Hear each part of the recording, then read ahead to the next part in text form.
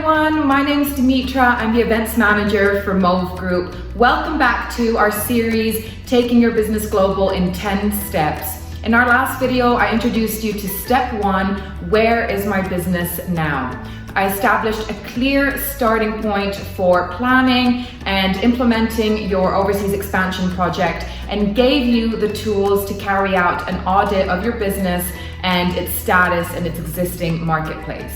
With this firmly in place, it's now time to move on to the second phase of the process, where you'll look beyond the current situation and develop a vision for your organization's growth.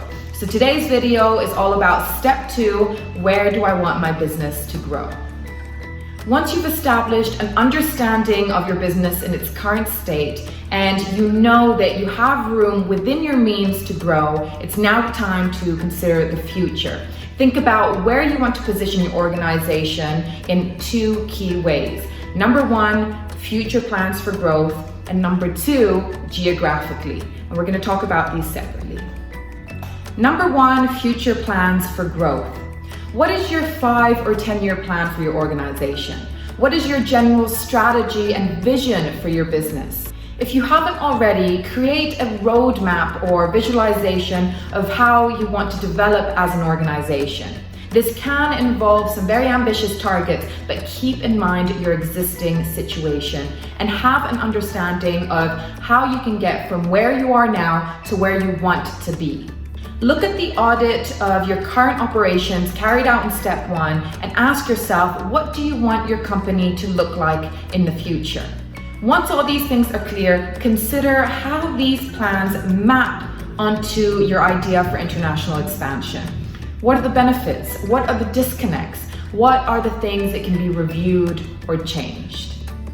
Number 2, geographically. What locations do you have in mind? The answer to this could be everywhere in the long term, but it's useful to map a strategic route for full global coverage.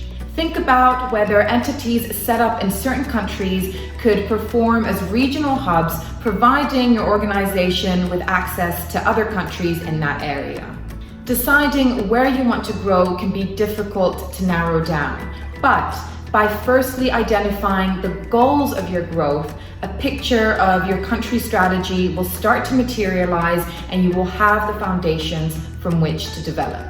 Some key goals or key drivers to consider are you following known demand for your product or service? So does your online sales data indicate that there already is an existing audience for your product in this new location? Or have you identified a niche that you could fill? To give you an example and a little backstory of our company, Mauve's growth strategy was triggered by demand for our employment solutions in the Czech Republic in the mid-1990s. Nokia was rolling out a large telecommunications project at the time and needed our support. So we set up companies locally to facilitate these needs, and then our network grew from there.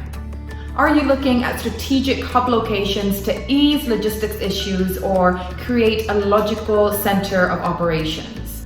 Are you attracted by the prospect of expanding into areas with lower operational costs so you can reduce your overheads and maximize your profit gains?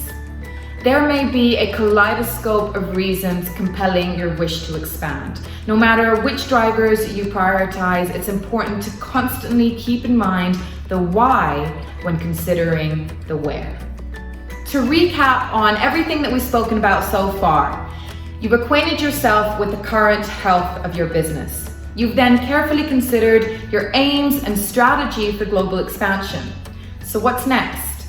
The answer is no company can achieve overseas success without properly getting to know their chosen location of expansion.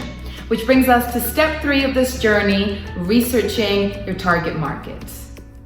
Thank you all for watching. As always, please get in touch if you have any questions at all, or if you require assistance with steps 1 and 2 that we've covered so far. I look forward to guiding you through step 3 in the next video of this series. Until then, stay safe and take care.